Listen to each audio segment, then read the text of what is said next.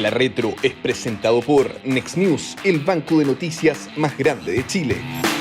¿Cómo están? ¿Cómo les ha ido? Bienvenidos a otro capítulo de La Retro, este podcast del Libro que hacemos semana a semana para tocar los temas económicos más importantes que se están hablando, que se están conversando y que obviamente nos interesa en materia de política pública. Hoy día, como siempre, estamos con Cecilia Cifuentes, economista, directora ejecutiva del Centro de Estudios Financieros del S Business School, y de manera excepcional con Jorge Alessandri, abogado, diputado de la UDI, con ambos, vamos a estar conversando, obviamente como lo hacemos siempre, de temas previsionales, de temas hoy día menos tributarios. Vamos a dar un descanso respecto al tema, pero vamos a entrar por algo que tiene una incidencia económica importante a partir de una decisión jurídica, una decisión judicial, mejor dicho, vinculado con el tema ISAPRE.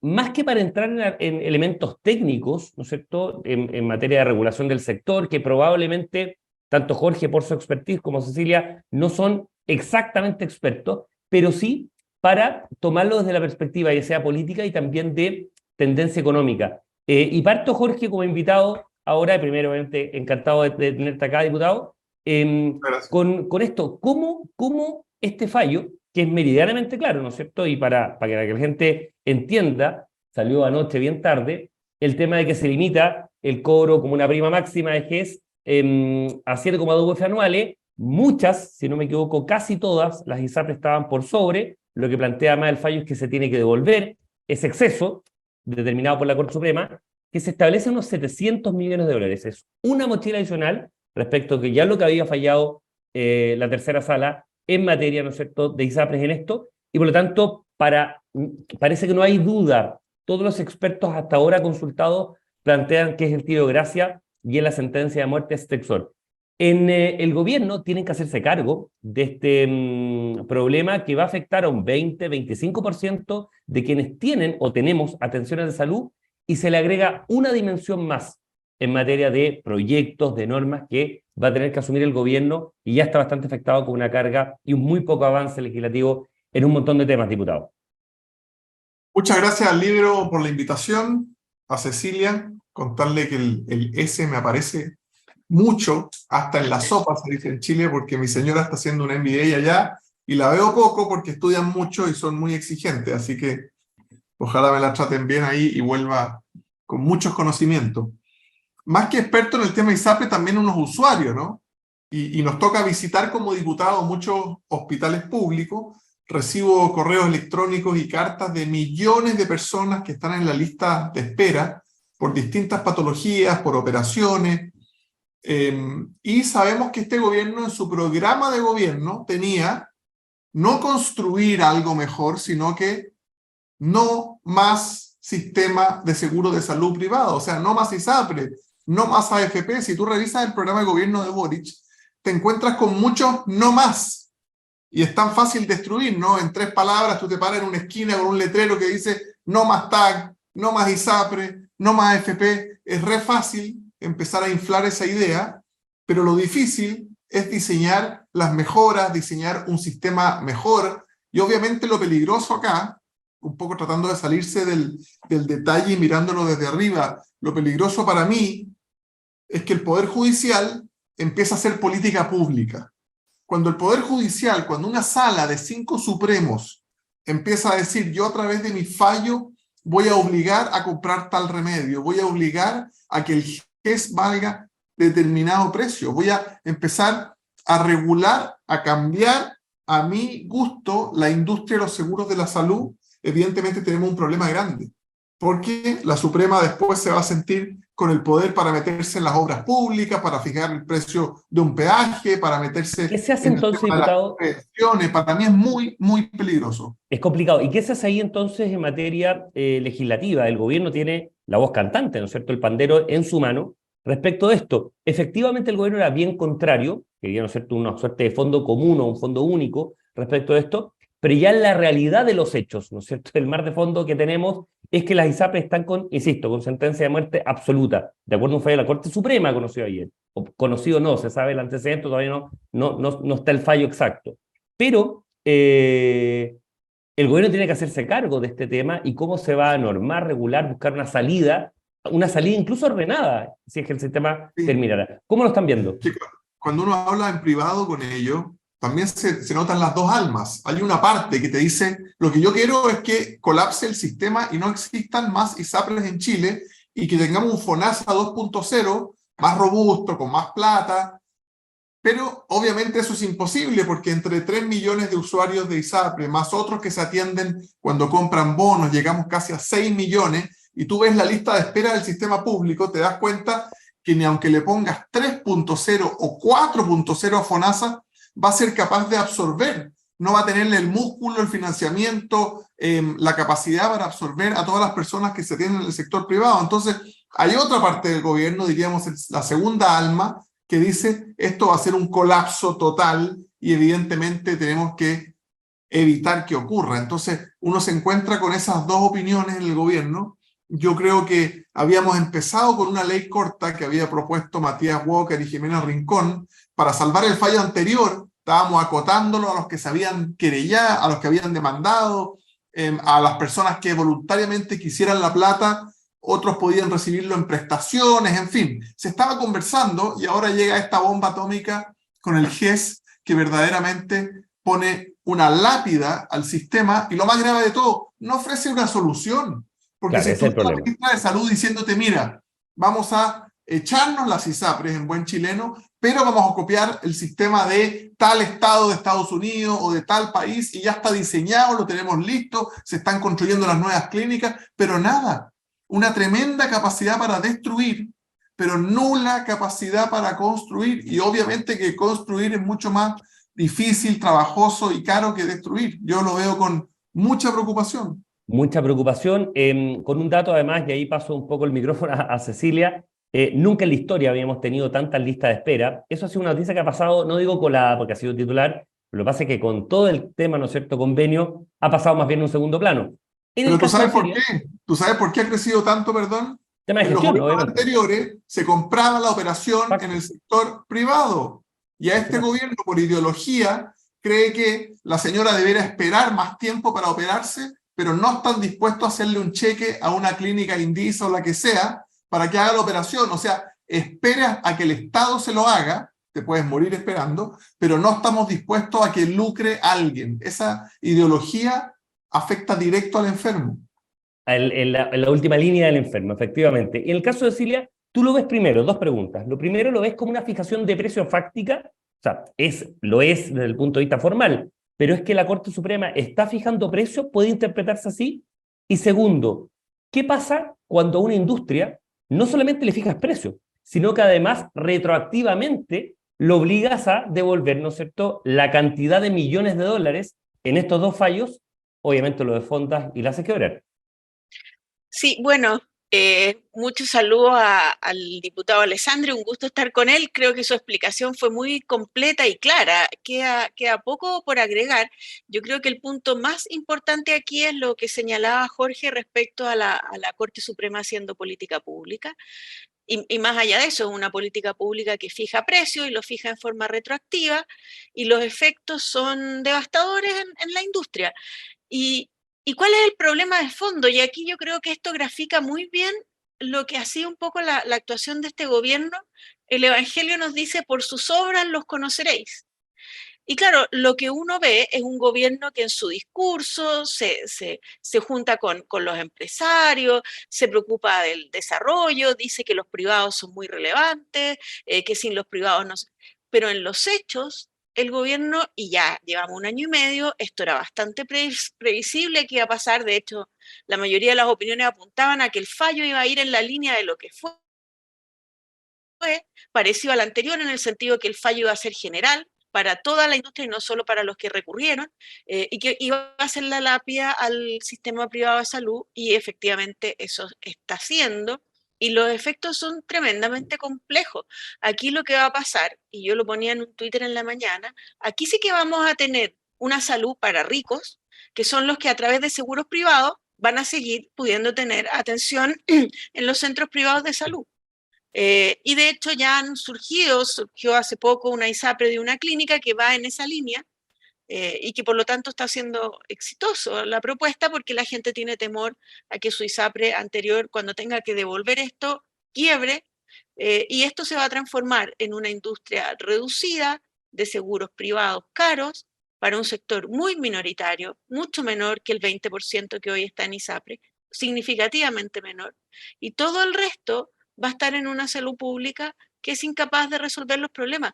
Y aquí, y comparto con el diputado Alessandri, yo no sé si el gobierno está previendo la crisis que se le viene, porque aquí hay sectores de ingresos medios que se están atendiendo, por ejemplo, enfermedades de alto costo en una ISAPRE que les va a decir que no les puede seguir pagando la enfermedad de alto costo, y estas personas van a ir a golpear al sector público que no tiene ninguna capacidad. ¿Cómo se va a enfrentar esa crisis? O sea, esto yo creo que es un tema muy, muy grave. Yo no entiendo la miopía del gobierno. Bueno, como decía el diputado, son estas dos almas en pugna, pero estas dos almas en pugna le van a generar al gobierno un problema gravísimo en un plazo relativamente acotado. O sea, aquí podemos tener una situación muy compleja. La salud es lo más importante para las personas. Y súmale a eso la compleja. gente que trabaja en salud privada. La cantidad de enfermeras, arsenaleros, son miles. A mí me han venido a ver los sindicatos de distintas clínicas, porque claro, hoy día 3 millones de personas, más otros 3 millones que compran bono por libre elección, hay infraestructura para 6 millones. Si esto se reduce solamente a las personas que puedan pagar seguros carísimos, de las clínicas que tenemos, que serán 20, 25 a nivel país de las grandes, vamos a quedar con 2 o 3. Y la cesantía de esa gente, porque no va a haber espacio en el sector público para todos, también es una bomba de tiempo. Hay un tema grave, y con esto quizás cerrando para pasar al tema previsional, siendo que este tema nos da para una hora de conversación, muy entretenido y muy relevante, ciertamente, es que esto se sabía. Entonces las dos almas lo que hacen es finalmente una inacción. Se sabía que esta semana salía el fallo.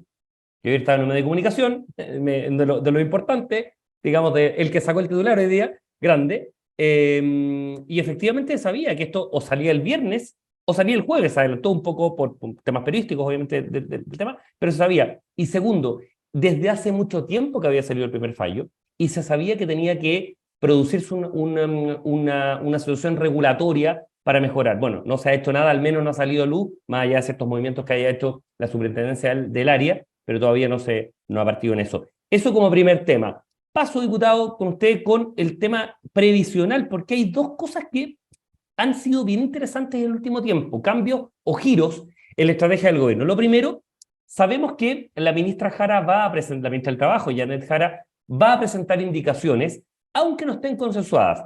Formalmente ha habido conversaciones, es lo que plantea el gobierno, se han juntado los distintos actores con sus respectivos pares técnicos para buscar una salida. Lo que plantea la oposición, y usted lo podrá plantear mucho mejor, es que todas las propuestas que ha hecho la oposición no han tenido una suerte de correlato en ninguna de las propuestas u borradores que se conocen del gobierno, por un lado. Pero además se suma la figura de la presidenta Michelle Bachelet en un acto mañana en Macul para poder, ¿no es cierto?, reforzar el mensaje político comunicacional del gobierno de terminar con el sistema de FP tal como lo conocemos. Es muy probable que derogar el DL 3500 y sobre todo insistir en que quizá en lo que es la piedra angular de las diferencias, que no toda la concesión adicional vaya a las cuentas de beneficio individual, como la ha planteado la UDI, como la ha planteado Evópoli, como la ha planteado RN, como la ha planteado la Asociación de FP, y que hacer una concesión mínima de que 2 puntos eventualmente puedan ir a eso y lo otro a reparto. ¿Cómo lee un poco todo este nuevo panorama que cambia semana a semana en materia previsional, diputado?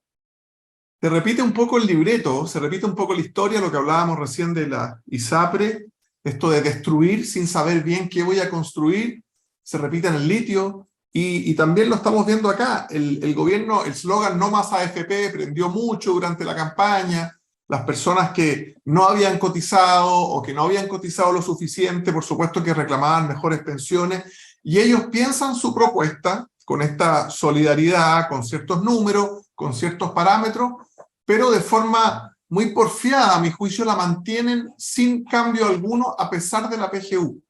La PGU, la Pensión Garantizada Universal, probablemente es el cambio más importante desde la pensión básica solidaria de Bachelet 1, que le permite a una gran cantidad de personas tener una pensión cercana a los 200.000 pesos, que va subiendo, que te deja sobre la línea de la pobreza, hayas cotizado o no, tengas trabajo o no, universal. Entonces, el gobierno me refiero, sigue con su propuesta, hablando de solidaridad, a pesar de la PGU, a pesar de la opinión de los expertos, a pesar de la opinión de las personas, que muy mayoritariamente el trabajador dice, yo quiero que esa cotización extra sea para ti. Y nosotros creemos que finalmente hacer solidaridad con el 6% termina siendo regresivo.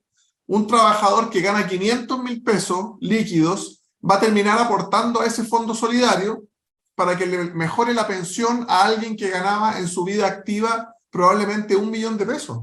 Entonces tienes a alguien que necesita esa plata, que está haciendo un tremendo esfuerzo por cotizar, financiando a alguien que tenía una situación mejor. Nosotros creemos que eso es regresivo, que hay que trabajar en ampliar la PGU sin volverse loco tampoco, porque la PGU hay que financiarla.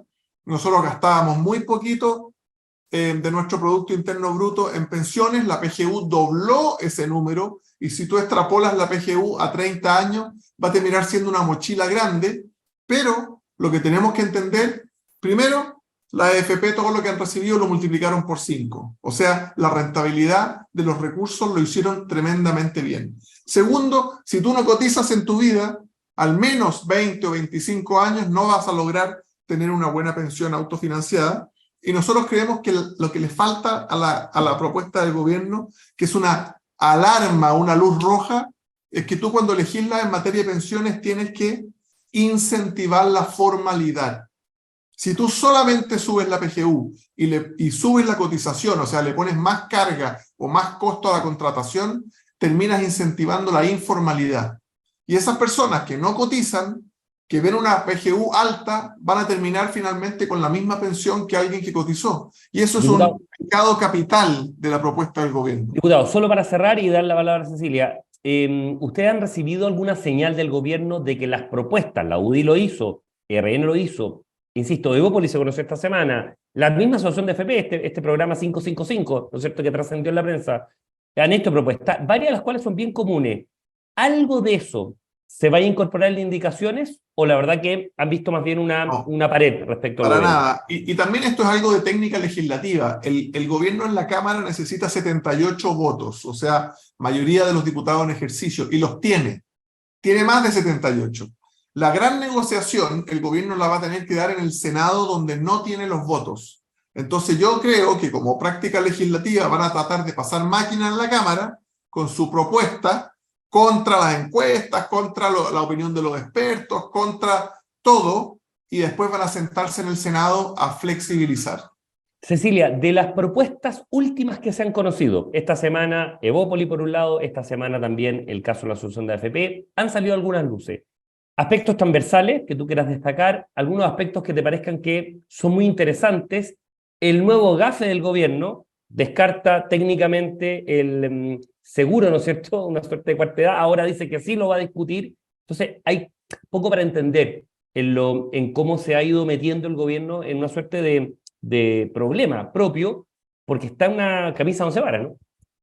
Sí, es que aquí el origen del problema es que cuando uno habla con el gobierno, con gente de izquierda, ellos tienen como una muletilla que te dice, mira, las pensiones son bajas, ergo hay que destruir a las AFP.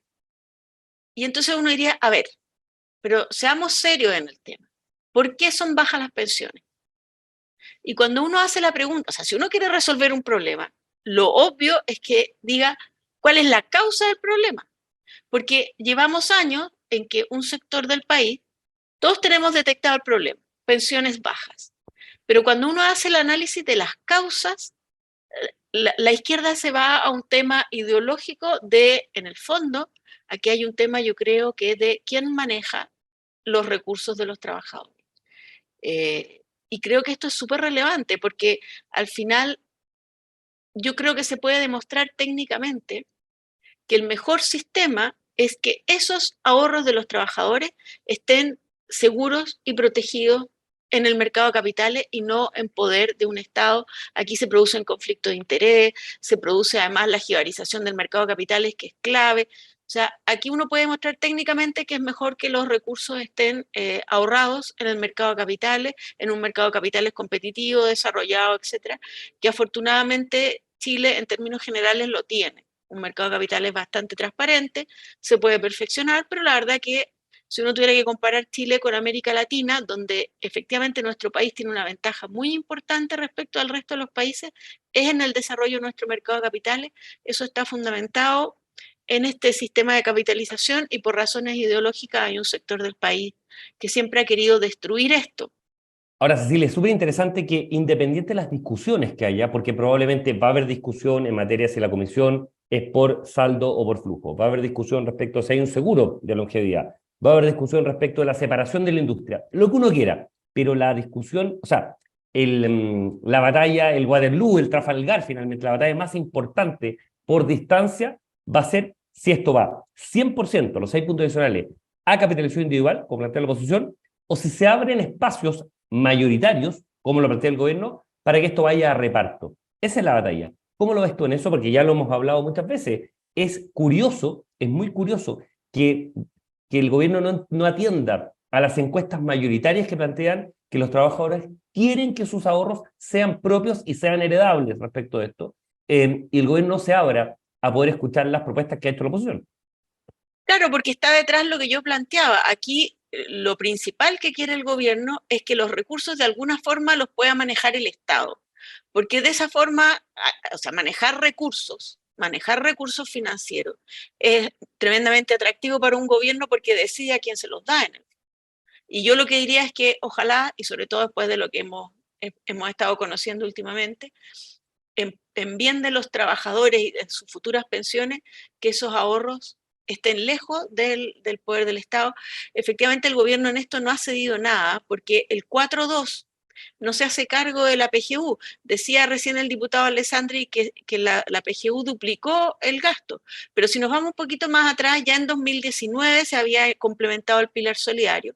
Entonces, si nos comparamos con la situación que había en Chile entre el año 2019 y ahora, los recursos del pilar solidario se triplicaron en términos reales, se multiplicaron por 3. Entonces no tiene ningún sentido que después de haber hecho ese tremendo esfuerzo, venga la política pública y diga, oiga, pero usted hace 4 años atrás estaban dispuestos a entregar 3 puntos a reparto, pero es que ya entregamos 3,5 con lo que se hizo en términos de la PGU.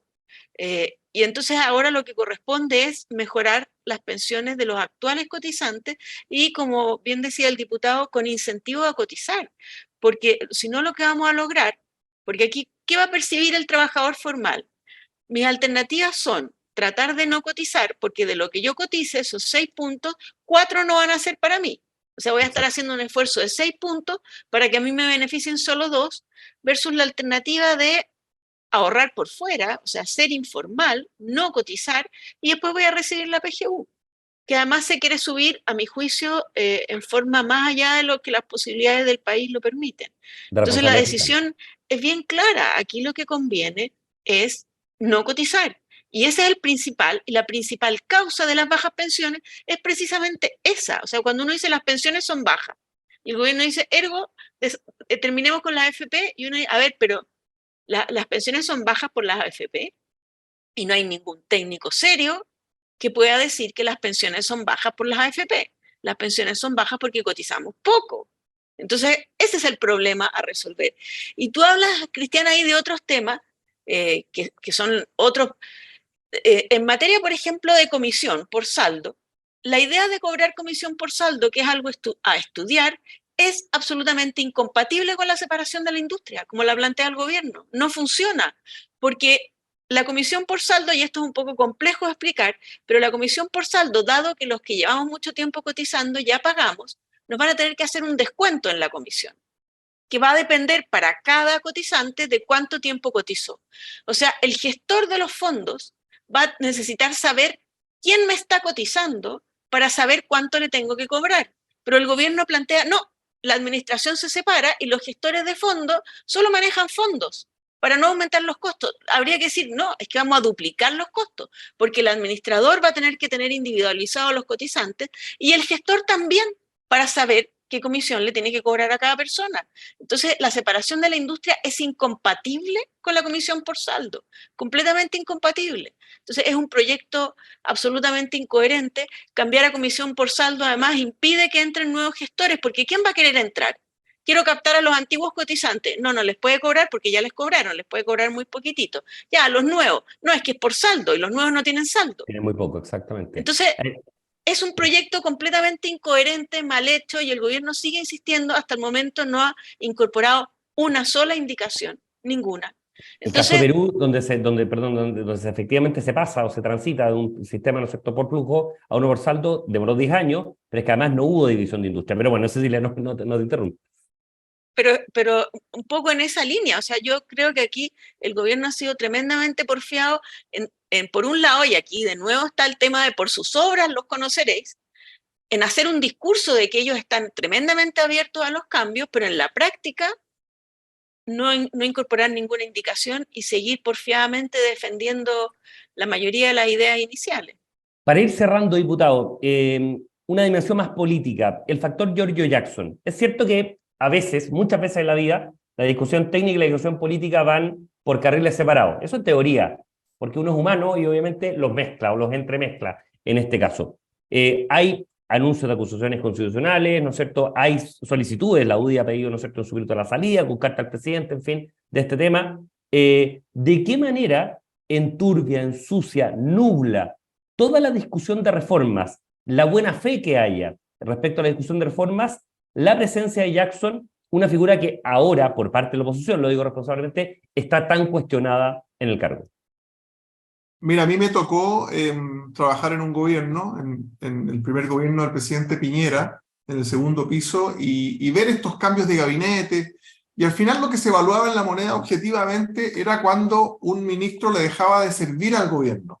Porque ese ministro, cuando salía a terreno, cuando iba al Congreso a defender una ley, finalmente no podía hablar del proyecto o del plan de gobierno, sino que era llevado por los parlamentarios, por la prensa, por los ciudadanos en la calle, a defenderse de la polémica, no importa cuál fuera esta.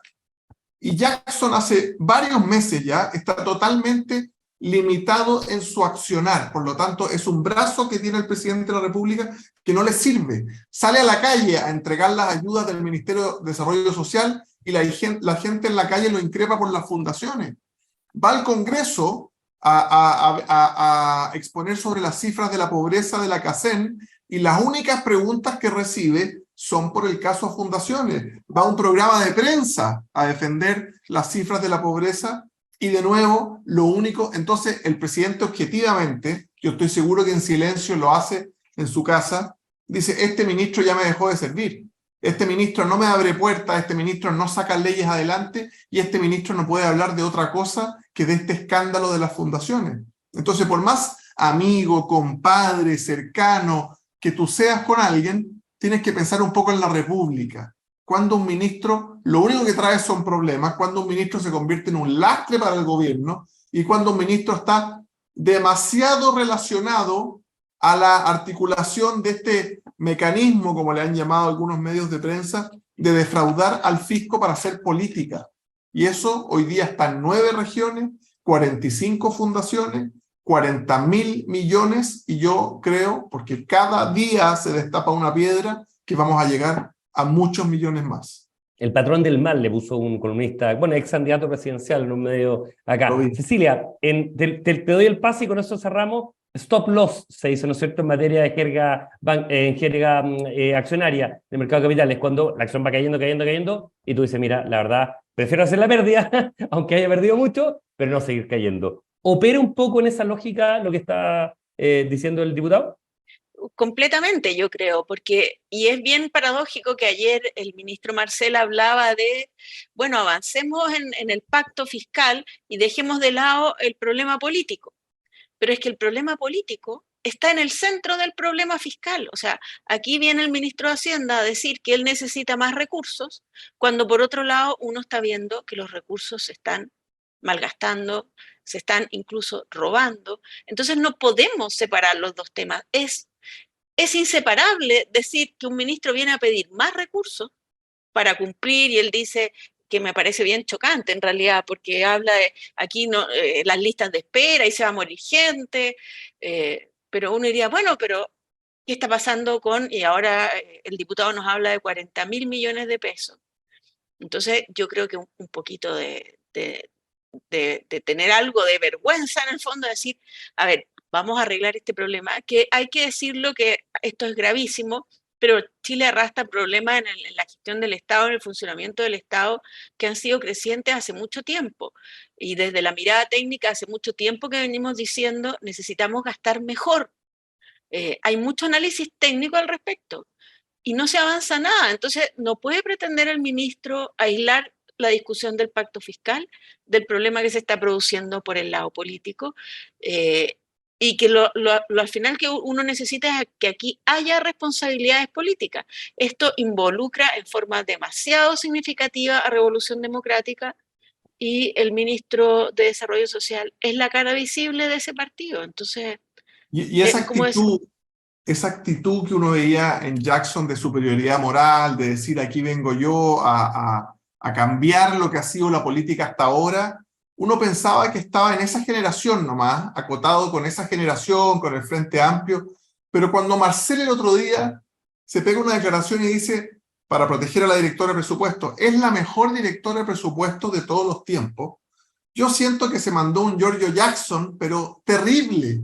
Uno de un ministro de Hacienda espera que se fije en lo importante es si esa directora de presupuesto había salvaguardado los recursos, había hecho todo para que no se los robaran, había logrado ejercer los controles necesarios, no si en su opinión es la mejor del mundo o no, porque al final la pone en un podio, le acerca todas las luces para que todos la miren, dice que es mejor que Rosana Costa, que actualmente preside el Banco Central, termina teniendo un problema organizacional también en su ministerio, porque obviamente todos los otros que no han sido destacados como los mejores del planeta y de la historia van a estar ofendidos. O sea, yo esperaba eso de esta nueva generación que nos gobierna, pero no esperaba un comentario tan amateur y tan como de cuatrero tratando de defender a alguien del equipo de Mario Marcel. Yo esperaba más de Marcel. Pareciera ser claro, diputado, que el tema de las cuerdas paralelas, que se ocupa mucho en política internacional, bueno, opera seguramente para las relaciones internacionales, pero poco acá de lo que estamos viendo en política interna. Como siempre, una conversación sumamente entretenida, se nos hace siempre corto el tiempo, y solo queda, o solo resta en realidad, dar las gracias a Cecilia Cifuentes, economista, director ejecutivo del Centro de Estudios Financieros del ESE Business School, y a Jorge Alessandri, abogado y diputado de la UDI. Muchas gracias por haber estado en esta conversación de la Retro, y nosotros nos encontramos la próxima semana con más temas vinculados con reformas económicas. Que tengan un gran día. Nos vemos. Chao. La Retro es presentado por Next News, el banco de noticias más grande de Chile. El Líbero, la realidad como no la habías visto. Haz que estos contenidos lleguen más lejos haciéndote miembro de la Red Líbero.